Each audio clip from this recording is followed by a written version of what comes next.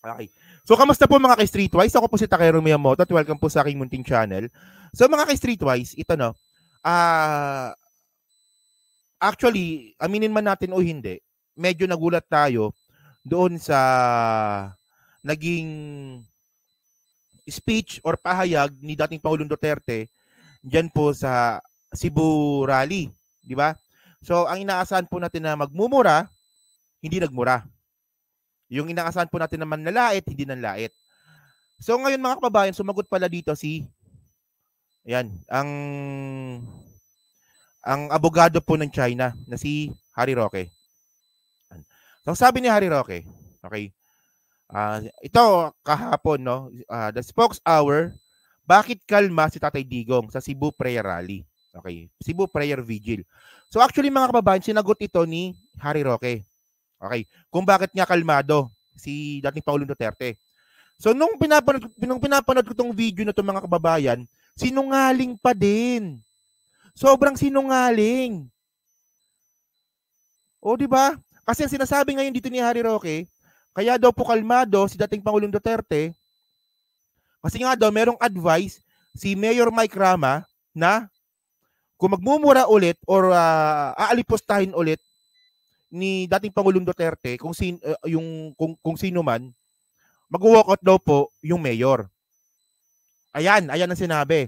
Pero contradicting po ito dun po sa ginawa ni Harry Roque sa mismong rally. Sige, para mas maganda, panoorin na lang natin to. Sige, panoorin natin tong video ni Harry Roque. Sige.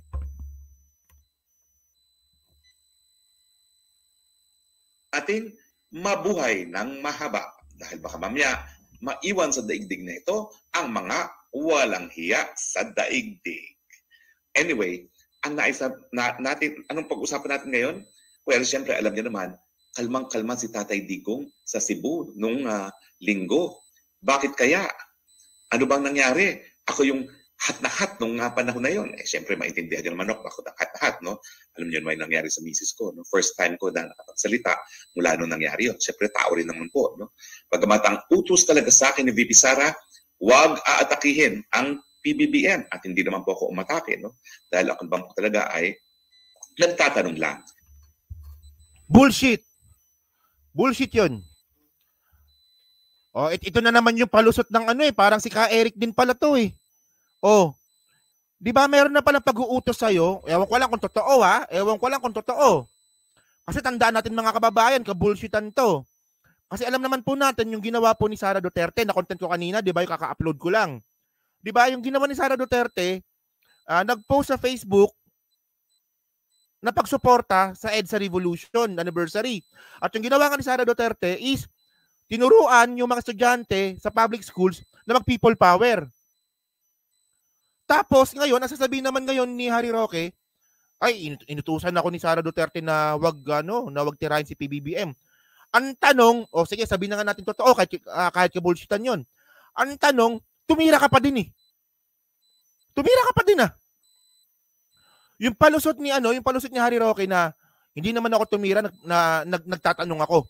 Ayan din po yung naging palusot ni Ka Eric. Nagtatanong lang ako. Di ba? O ngayon ito rin, nakita nyo naman yung video ni Harry Roque, ilang beses na po natin na-play dito. Na ang sinasabi niya, mga kababayan, kung dati si Victor Rodriguez, bla bla bla, pulburan o hindi? Pulburan! Sabi ng mga tanga sa Cebu. Ayun ba, pagtatanong ba yon?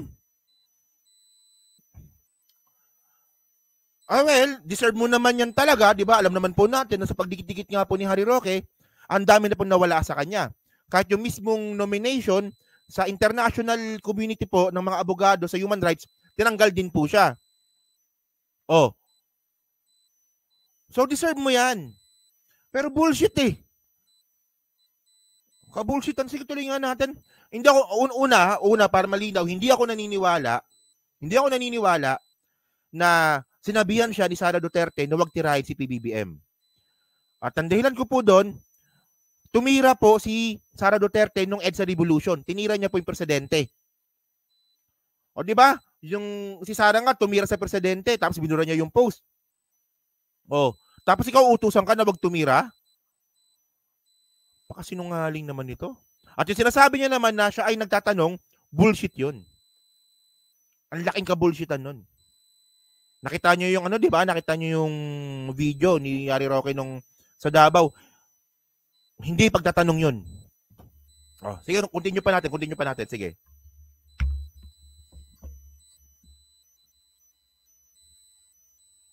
Bakit pabalin-balentong? At siyempre, bakit? Lalong-lalo na pagdating dito sa charter change, nag-iba matapos lamang ng isang taon. Dahil Pebrero ng isang taon, sabi niya talaga, hindi niya kinakailangan ng charter change sa economic provisions. No? Pero ngayon, kinakailangan daw niya. Pero anyway, bakit kaya si Tatay Digong ay kalma? Nag-guilty tuloy ako. Sabi ko, wow, si Tatay Digong, kalmang-kalma, cool na cool. Ako naman, ako nga si kalma lang, ako lang ito hot na hot. Well, may mga dahilan po yan. Unang-una, tatapatin ko po kayo. Nagsabi talaga si Mayor Rama na kinakailangan hanggang charter change lang ang pag-uusapan. Kapag lumabas sa charter change, aalis daw siya. At sabi pa nga niya sa akin, siyempre hindi po pwede yung mga incitement to sedition, yung mga maghihiwalay sa bansa, yung mga ganyan, ayaw niya yan. So ang sabi niya, tutok lang tayo sa bribery initiative dahil siya mismo, sinabi naman niya sa kanyang talumpati, ayaw niya na namimili ng lagda at ayaw niya na linilin lang ang mga Pilipino. Na kung ano-ano pinipirmahan nila, kunwari ayuda, yung pala ang charter change. O yan, sige, okay. So ngayon, ang pinaka-reason ngayon ni Harry Roque kung bakit daw po siya nagwala, di ba? Paano ba magwala yung baboy? Oink, oink! Oink, oink! Hindi, joke lang. Iwas body shaming tayo, no? So ito, alam ko ba? Kaya ako niwawarningan ng YouTube ng hate speech Alam ko lang, baka malapit na magsara yung channel ko dahil sa hate speech, Diyos ko. So ito mga kababayan, ito. Yung sinabi kasi ni Harry Roque, kaya daw po siya nagwala nung prayer rally di umano sa Cebu City kasi nga daw po tungkol sa asawa niya. So sa hindi lang po kasi nakakaalam, yung asawa nga po ni Harry Roque ay appointee po ni Digong sa pag-ibig nga. Okay. So ang ginawa nga po ni PBBM, sinibak sa pwesto. So ang tanong kasi dito, Harry Roque, alam mo naman pala na meron ng conflict yung Duterte at Marcos. Bakit nag-stay pa yung asawa mo diyan? 'Di ba? Ayun ang punto natin dito. And then mga kababayan, ang sinasabi ngayon ni Harry Roque din kung bakit kalmado itong si dating Pangulong Duterte diyan po sa Cebu City kasi nga daw po meron daw pong utos si Mayor Mike Rama na bawal magwalwal, bawal magmura, stick lang sa issue. Ang tanong, totoo ba yun? At ang tanong dito, kailan mo nalaman na merong ganong pag-uutos? Importante yon. Kasi iba yung sinabi mo dun sa speech mo sa Cebu City. Iba. Sobrang iba. Panoorin natin to Tandaan nyo mga kababayan Ang sabi ni Harry Roque, may pag-uutos na bawal magwalwal si dating Pangulong Duterte sa Cebu City. Pero ang sabi ni Harry Roque, sa mismong speech niya ganito. Ito panoorin nyo to.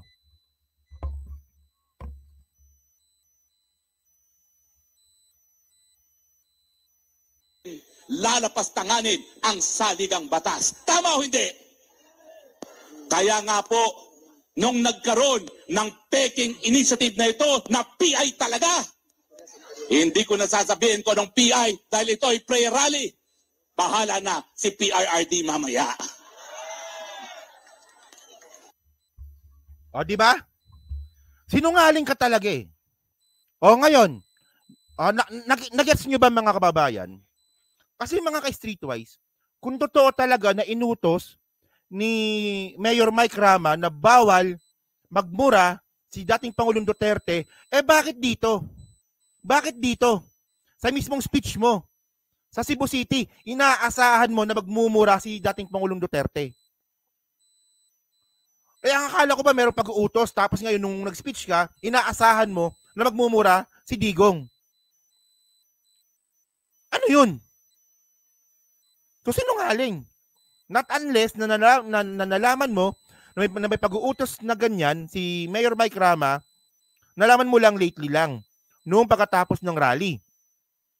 Pero sobrang labo naman kasi noon. Sobrang labo noon. Pupunta ka sa isang pagpupulong, Hindi mo alam yung guidelines na binigay ni Mayor Mike Rama? O di ba mga kababayan, sobrang inconsistent nung sinasabi ni Harry Roque. O meron pa ng pag-uutos na si Mayor Mike Rama na bawal magmura, stick lang sa issue. Eh bakit nung speech mo inaasahan mo na magmumura si Digong? Oh, ang ibig sabihin nun, kahit ikaw mismo, di ba? Kahit ikaw mismo hindi mo alam na ganun yung gagawin ni Digong. Kahit ikaw mismo nagulat. Ang yabang niya pa eh. Yung PIPA na yan. Bahala na si dating Pangulong Duterte mamaya.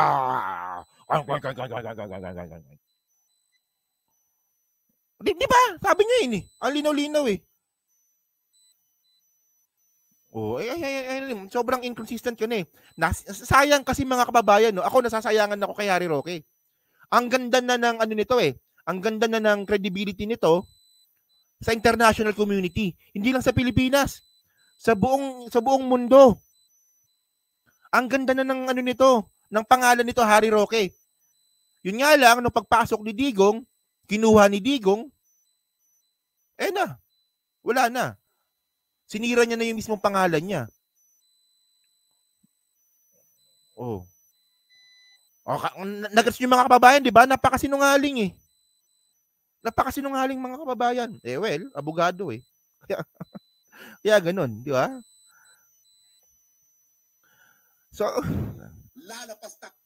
So yun mga kababayan, no? Ako ba? So kayo mga streetways, no? Diyan po sa Team Replays. Excuse me. Ano masabi nyo nga po dito sa palusot na ginawa nga po ni Harry Roque? Kayo ba naniniwala ba kayo? Naniniwala ba kayo na kaya hindi nagmura or hindi nagwalwal si dating Pangulong Duterte dahil may pag-uutos si Mayor Mike Rama base kay Harry Roque, or talagang nagpapalusot lang talaga si Harry Roque regarding dito? Kasi meron tayong video eh, di ba? Meron tayong video na na pinapakita dito. O yun. So pa-comment na lang po diyan po sa Team Replays o hindi, di ba? Sabi ni Gardo Zap, di ba? So diyan po sa Team Replays, pa-comment na lang po sa baba at diyan po sa 617 po na nanonood.